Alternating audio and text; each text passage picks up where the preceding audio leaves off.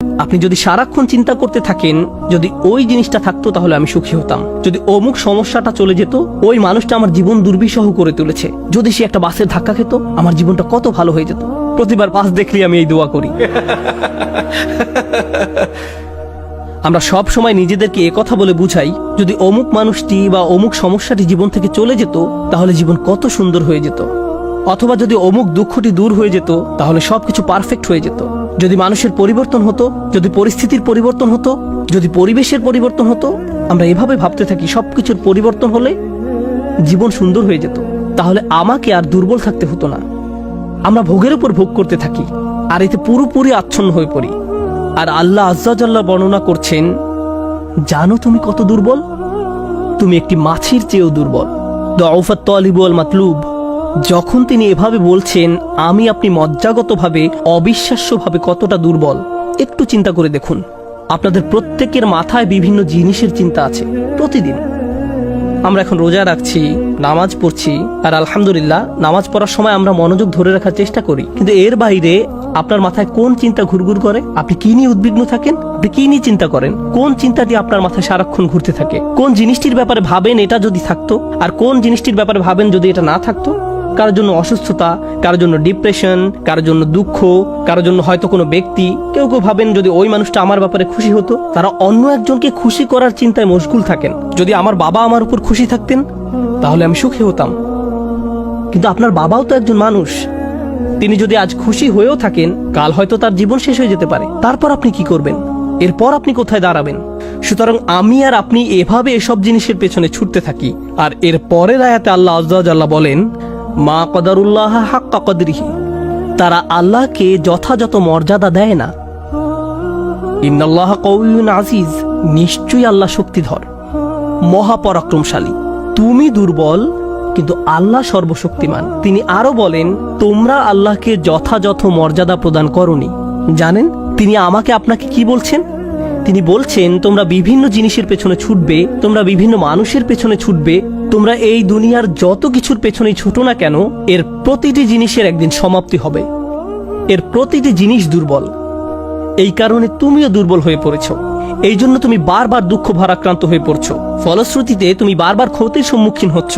কিন্তু শেষবারের মতো যখন তুমি এই সিদ্ধান্ত গ্রহণ করবে, তোমার যত চাওয়া পাওয়া আছে তার মাঝে সবচেয়ে বড় চাওয়া পাওয়া হলো তোমার মালিককে খুশি করা। যখন তুমি সবকিছুর উপরে আল্লাহর সন্তুষ্টিকে প্রাধান্য দাও, যখন তুমি সত্যিকার অর্থে তোমার অন্তর থেকে এটা করতে পারবে, একমাত্র তখনই, যেহেতু তিনি শক্তিধর। জানেন আল্লাহ এইমাত্র আমাদের শেখালেন, যখন তুমি দুর্বল কাউকে পেতে চাও তখন তুমিও দুর্বল হয়ে পড়ো। কিন্তু তুমি যদি আল্লাহকে চাও যিনি শক্তিধর এবং মহাপরাক্রমশালী, তাহলে এটা তোমাকে কেমন করে তুলবে? এটা তোমাকেও শক্তিশালী করে তুলবে। আর যখন তুমি শক্তিশালী হয়ে উঠবে, জীবনে বিভিন্ন জিনিস আসবে যাবে, কিন্তু তোমার শক্তিমত্তার কোনো কমতি হবে না। যে জিনিসের পেছনে তুমি ছুটছো তা ভেঙে পড়ার কারণে তখন তুমি আর ভেঙে পড়বে না, কারণ তুমি দুনিয়ার এসব তুচ্ছ জিনিসের চেয়েও অনেক অনেক উচ্চ একজনের সন্তুষ্টির অন্বেষণ করছো। আমি বলছি না যে আপনি এই দুনিয়ার কোনো কিছু চাইতে পারবেন না, কিন্তু আয়াতটি আমাদেরকে একটি ব্যাপারে শিক্ষা দিচ্ছে। আমরা যখন এসব পার্থিব বিষয় কামনা করব, আমরা বুঝবো যে এগুলো দুর্বল। পার্থিব এসব বিষয় জীবনে আসবে যাবে, কিন্তু আমরা কখনো আল্লাহকে হারাতে পারবো না। লক্ষ্য করুন, মানব জাতির ব্যর্থতা হলো যখন তারা পার্থিব কোনো জিনিস পেতে ব্যর্থ হয়, তারা আল্লাহকে ভুলে যায়। তাদের চাওয়া পাওয়ার জিনিসটি না পেলে তারা নামাজ পড়া ছেড়ে দেয়। তারা যা চায় তা যদি না পায়, তারা এভাবে বলে, এভাবে দোয়া করার অর্থ কি?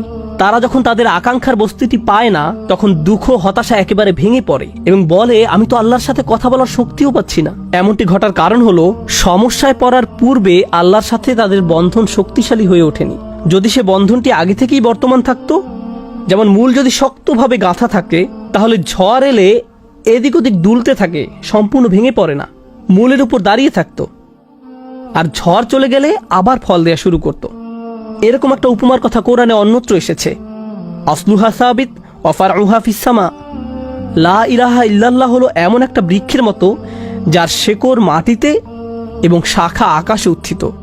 এটাই ঈমানের শক্তি। এই আধ্যাত্মিক শক্তির ধারণাটি আরো পরিষ্কার করার জন্য আমি আপনাদের নিকট একটা উদাহরণ পেশ করব। শক্তিকে আমরা বিভিন্ন জিনিসের সাথে সংযুক্ত করি। আমি বহু বছর আগে একটা ঘটনা নিয়ে কথা বলছিলাম, কিন্তু এখন এটি আমাকে অনুপ্রাণিত করে। যুক্তরাষ্ট্রের নিউ অরলিন্স অঙ্গরাজ্যের একটা পরিবারের একটা ঘটনা। পরিবারটা ছিল অনেক ধনী, তাদের গাড়ি ডিলারশিপের ব্যবসা ছিল। তাদের দোকান ছিল একেবারে সমুদ্র সৈকতের পাশে। তারা দামি দামি গাড়ি আমদানি করত এবং বিক্রি করত।